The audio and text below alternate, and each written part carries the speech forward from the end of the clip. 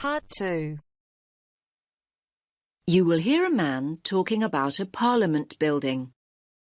First, you have some time to look at questions 11 to 17.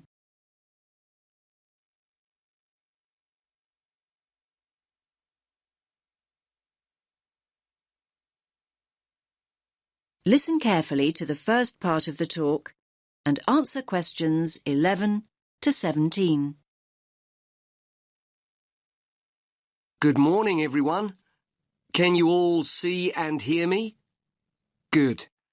Now, my name's Dan, and I'm your guide this morning for our tour of the New Zealand Parliament.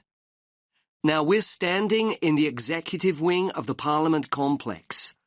This is where all the government ministers have their offices and where the Prime Minister and the Cabinet meet.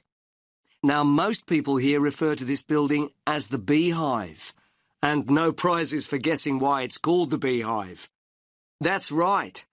It's shaped exactly like a traditional beehive, and it's one of the most famous buildings in Wellington. Now, I'll start with some background information about the design and construction of the building.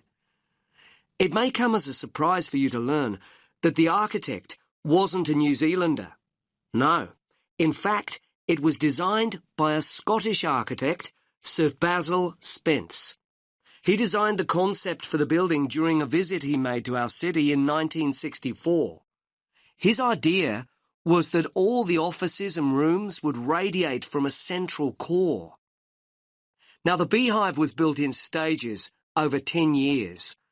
Construction began on building the underground car park and the basement at the end of the 1960s, in 1969. And over the next decade, the remaining floors were constructed.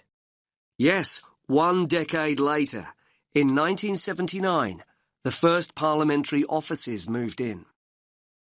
Now, as you can see, the Beehive is pretty high. In fact, it's 72 metres tall.